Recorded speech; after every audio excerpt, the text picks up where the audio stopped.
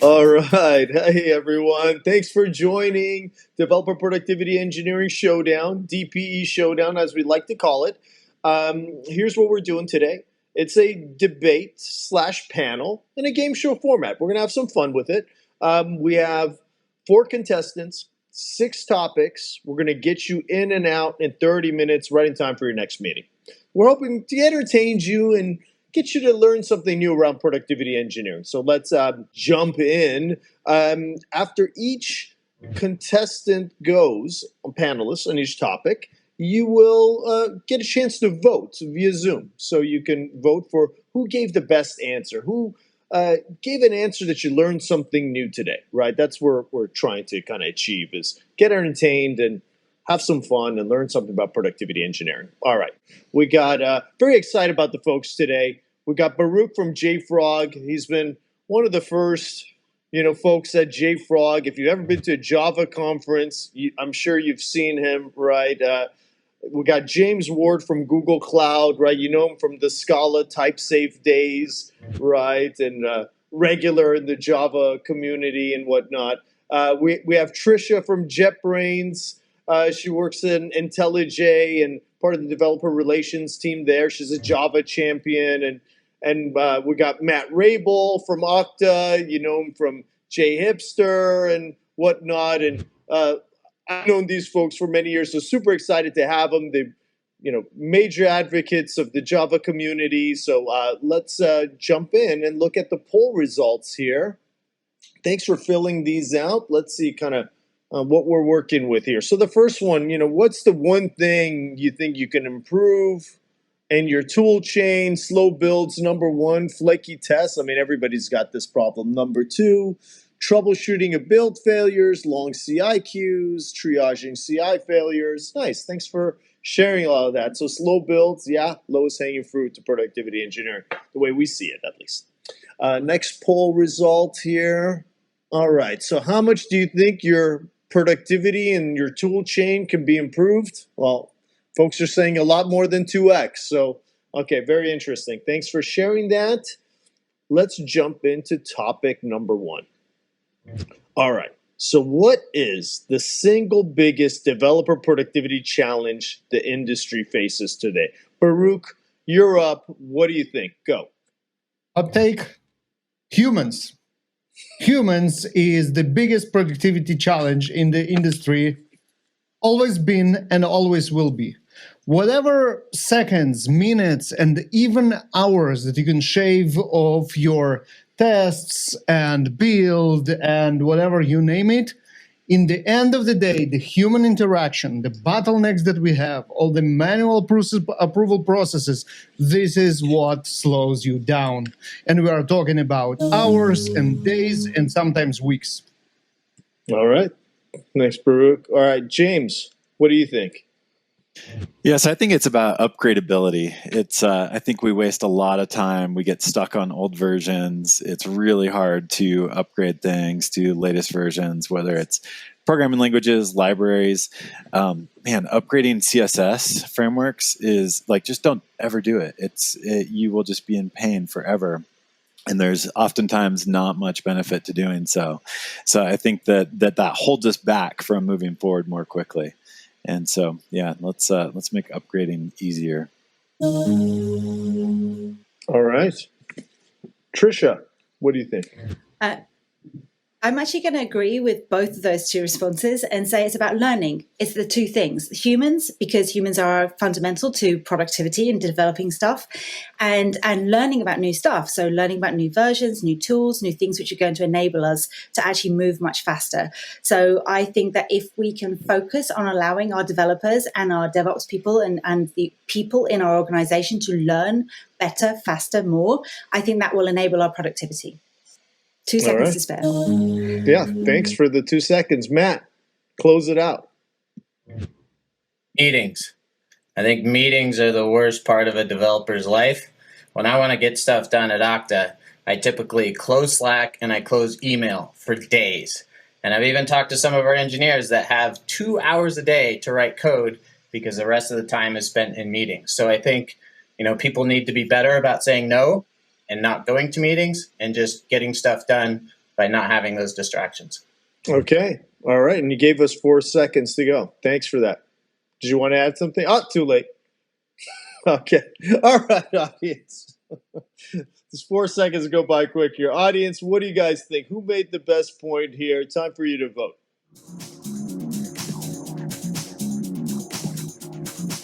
Still waiting for the results. Oh, Matt. Yeah, there you go. Yeah.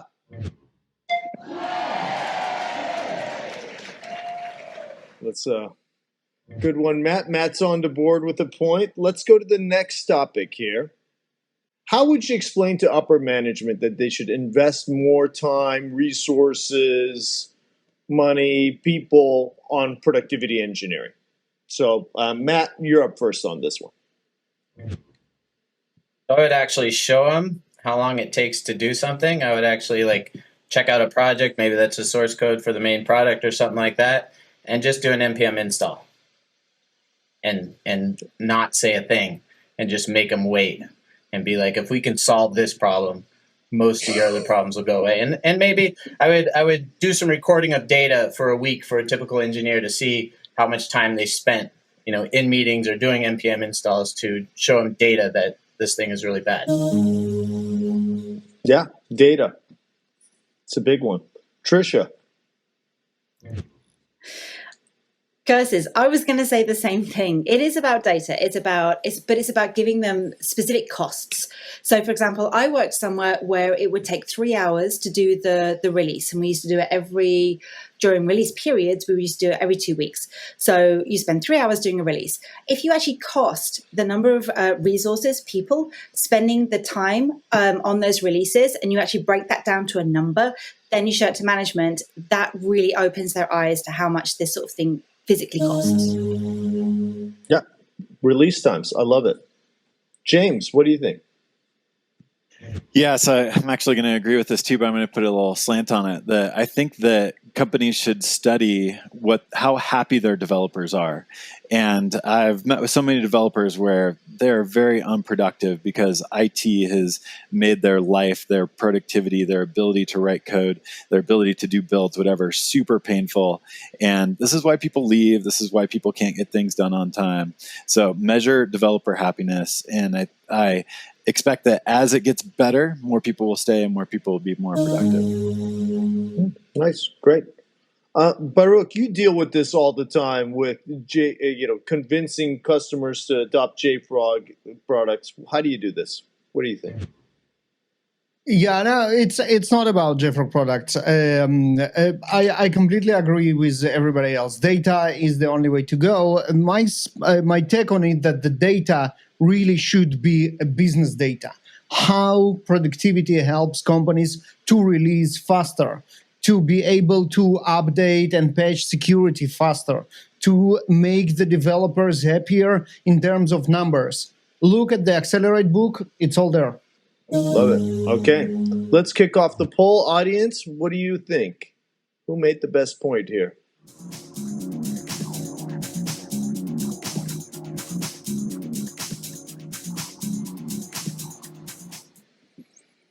All right, James.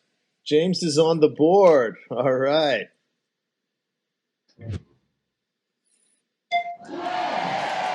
Yay. All right. Okay, let's go to the third topic. This is one of my favorite ones. What's your best developer productivity war story, right? Trisha, you're up first.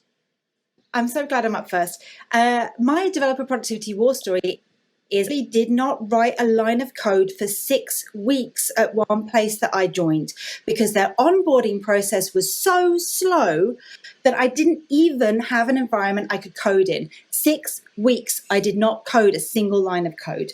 That was horrible. At LMAX, we pair programmed, and in 6 months, I did more than my previous 10 years of code because pair programming was way more productive. Amazing. Love it. All right, James, what's your productivity war story? So this one time I was trying to figure something out, writing some code, working on a build, and I had 100 tabs open in my browser, Stack Overflow, Google, documentation, just everything.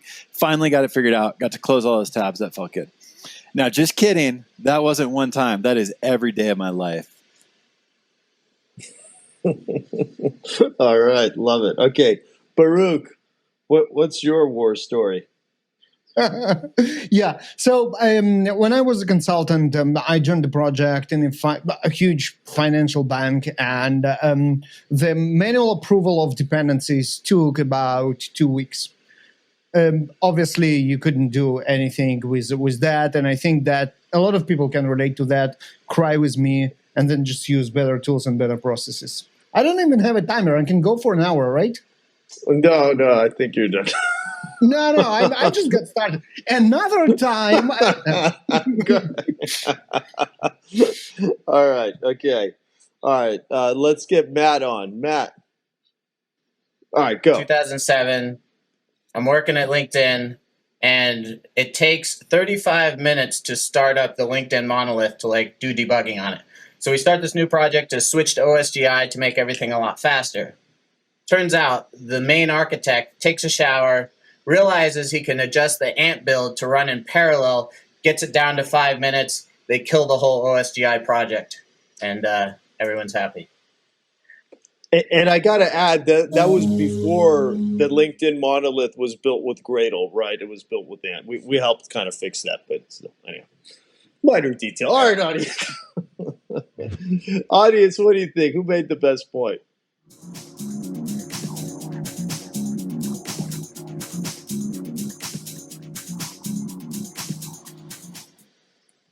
All right, Trisha's. Yes. Yeah, that 6 weeks. I mean, that's hard to beat that one. All right, let's go to the next topic here. What's something you had to change your mind about regarding engineering at scale, right? You thought you were right on something or whatnot. You went with a theory, and halfway through it was true, it wasn't true. You know what? I'm sure this happened to many of you guys. So let's go with James first. So let's see. So the easy way is never worth it in the long run. Don't take the easy way because it will bite you, whether that's like dynamic typing, whether that's dynamic dependency wiring and dependency injection, templating that like only verifies at runtime, serialization that's dynamic. Don't do anything dynamic ever. Everything should be static. All right. I used to do dynamic stuff. Got bit. That's why I learned it. Okay. Baruch, you're up. All right. So going back to the very first question, what I learned is the technology almost doesn't matter when the project is big enough. It's all about people and collaboration between people. The bigger the project, the more people you have, the more collaboration you have to orchestrate, and the slower everything becomes. So invest in processes much more than in anything else. Okay. All right. Matt. I have to agree with Baruch, but in a different sense. I think that you should never do large-scale development. You should always break it down into teams that can own everything from concept all the way to production, because then you don't have to have all these meetings and all these Jira planning sessions to actually coordinate everything to figure out what goes in the next release. You can just decide that this needs to be done, we should get this out in the next release, and we shouldn't do all these planning meetings that are just taking time from everyone. Okay, good one, Matt. All right, Trisha, you want to close it out? Yep. So I used to buy the myth that automation is too expensive. Automation is an upfront cost. It's okay if our developers spend 3 hours doing the release because it's only 3 hours and it's only every 3 months. So I moved from a big bank where we were doing these 3-hour releases to LMAX where we were doing continuous delivery. I used to work with Dave Farley, who wrote the continuous delivery book. And he showed that, yes, there's a slight upfront cost for automation and it pays for itself every day. Automation is absolutely key to developer productivity. Love it. Automation. All right, audience. Whose point did you like the most? Time for you to vote.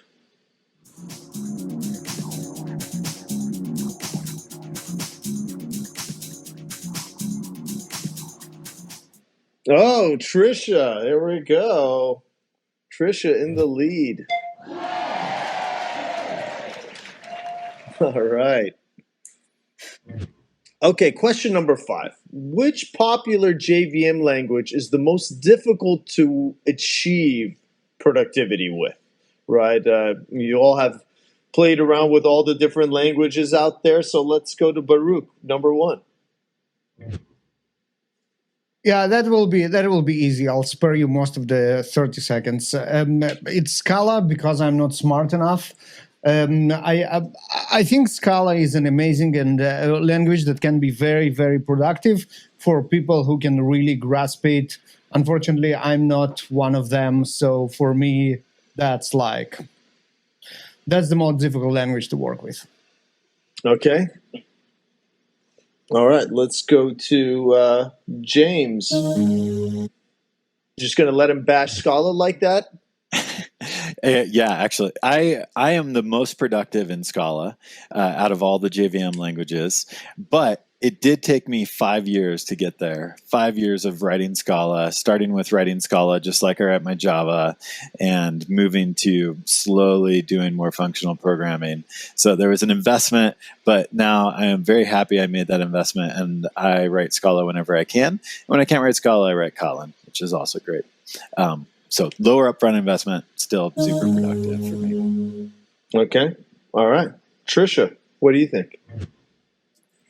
So I was going to say Scala because I don't know Scala, but the answer is basically the JVM language you don't know, the one you haven't used. So I've used Kotlin, I've used Java, I have not used Scala. So if you don't know it, of course you're not productive in it. So I think James is probably very productive in Scala. Therefore, for him, Scala is a productive JVM language. So the most difficult language to be productive in on the JVM is the one that you don't know, the one you're not familiar with. Okay. Matt, close it out. So look at this book. And look at the size of it. Like, I got a certification in Scala many moons ago, and it was the first time in my career that I had to learn high-level math, like calculus kind of stuff. And I enjoyed the experience, but I really didn't keep learning it because, it's not in demand that much. So I think, yes, Scala is the most difficult one to learn, but I do believe if you do learn it, you can be productive. All right. So pretty much everybody said Scala. All right, audience, this should be an easy one or a hard one to vote for. Let's see what you think.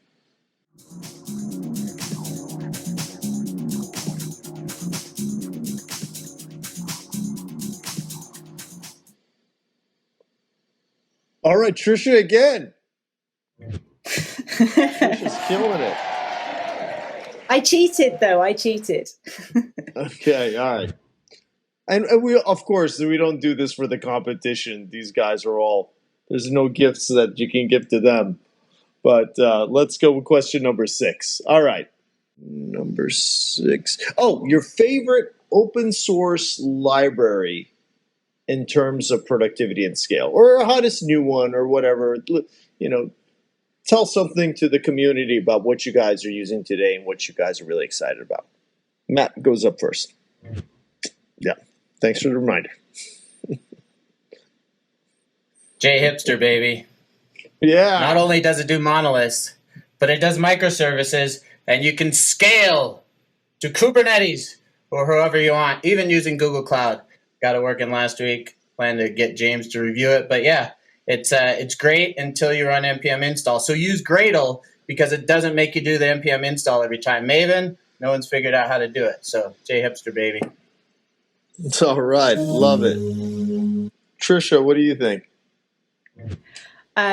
So I'm going to be controversial and say it's not a library or the tools which are going to make you productive. Unless you're using an IntelliJ IDEA, in which case, obviously, IntelliJ IDEA is going to make you productive. It's all about people. It's all about learning. The best way to get productive fast is to pair program with people and to learn off people who know how to do that stuff. And that's another reason why DevOps really works. Work with the ops people to figure out how the ops side works. Ops people work with the dev people to figure out how development focuses on things, how they develop stuff. It's all about people. All right. Love it. Yeah. James, what do you think? So my favorite library right now is Scala Zio, back to Scala. I actually think that Zio is a huge step forward for making Scala easier to use, easier to adopt. Zio is about making concurrent applications easy to test and making it so that you can wire things together. So it kind of brings Spring Boot feel to it, where you can wire together stuff easily. And I think they're doing a great job of making Scala more approachable, taking the good parts of Scala, putting them into a library. And yeah, you do have to learn monads, but they're awesome. Okay. Baruch, to wrap it up. So Trisha cheated again. Not only she didn't name a library, she also used my people spiel to talk about. And so I cannot do that. I will have to name a library, and that will be test containers. If you ever suffer with testing your databases, infrastructure, and all this crap, just use test containers. It's awesome, amazing, and highly recommended. All right, test containers. All right, audience. I was certainly entertained. How about you? Who did you like the most?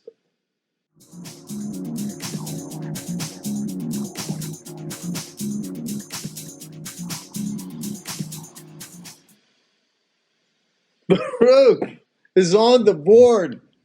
Yes, I managed to get there. Yes. Test containers. Yeah, not zero. That feels great.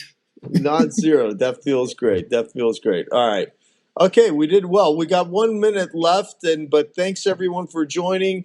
Trisha, you're the winner. You get your kind of 15 seconds of fame here to talk about and promote whatever you want to promote. The stage is yours.